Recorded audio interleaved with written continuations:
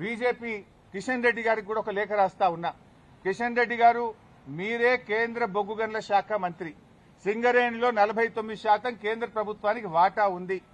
సింగరేణిలో జరిగిన అవినీతి కుంభకోణాల గురించి నిన్న మీడియా సాక్షిగా బయటపెట్టినా. ఈ రోజు నీకు కూడా లెటర్ రాస్తా ఉన్నా. నువ్వు ఒకవేళ రేవంత్ రెడ్డితో కుమ్మక్కు కాకపోతే వెంటనే సిబిఐ విచారణకు నువ్వు ఆదేశించాలని చెప్పి కిషన్ రెడ్డి గారిని డిమాండ్ చేస్తూ I'm writing A open letter to Kishan Reddy. Kishan Reddy గారు, నేను అన్ని ఆధారాలు ఇవ్వడానికి సిద్ధంగా ఉన్నా.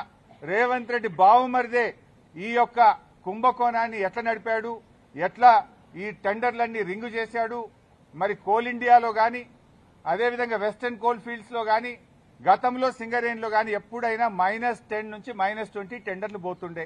ఈ సైట్ విజిట్ సర్టిఫికేట్ పెట్టిన తర్వాత మరి ఎవరెవరు టెండర్లు వేస్తున్నారో తెలిసి రేవంత్ రెడ్డి బావుమరిది ఆ కాంట్రాక్టర్లను బెదిరించి వాళ్ళు ఏ రకంగా ప్లస్ టెండర్లు ఆయన పొందిండు టెండరు, ఆయన ఎవరనుకుంటే వాళ్ళకి టెండర్ వస్తుంది, ఎవరనుకుంటే వాళ్ళకి సైట్ విజిట్ సర్టిఫికేట్ వస్తుంది.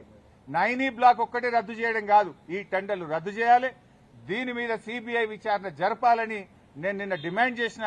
ఇలా వ్రాతపూర్వకంగా కూడా కిషన్ రెడ్డి గారికి I'm writing A open letter. దీని మీద వెంటనే బీజేపీ స్పందించాలని, నిజానిజాలు బయటకు తీయాలని, ఈ దొంగల్ని అరెస్ట్ చేయాలని, ఈ అవినీతి సొమ్మును కక్కించాలని, ఈ రాష్ట్రానికి సింగరేణి కార్మికులకు జరుగుతున్న నష్టాన్ని మరి బయటకు తీయాలని చెప్పి మేము డిమాండ్ చేస్తా ఉన్నాం. ఎందుకంటే సింగరేణి డబ్బుతో రేవంత్ రెడ్డి ఫుట్బాల్ ఆడుతున్నాడు.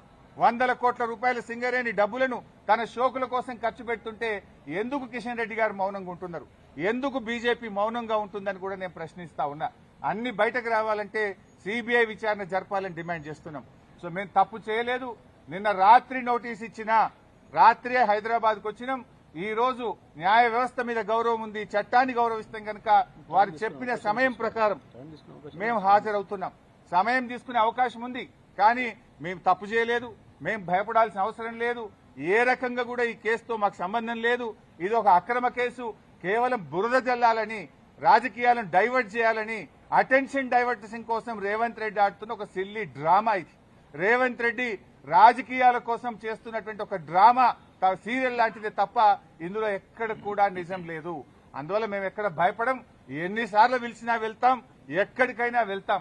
ఇప్పటికే హైకోర్టు, సుప్రీంకోర్టు ఈ ఫోన్ ట్యాపింగ్ కేసులో రేవంత్ రెడ్డి నన్ను ఇన్వాల్వ్ చేయాలని ఎన్ని ప్రయత్నాలు చేసినా హైకోర్టు కొట్టేసింది, సుప్రీంకోర్టు కొట్టేసింది.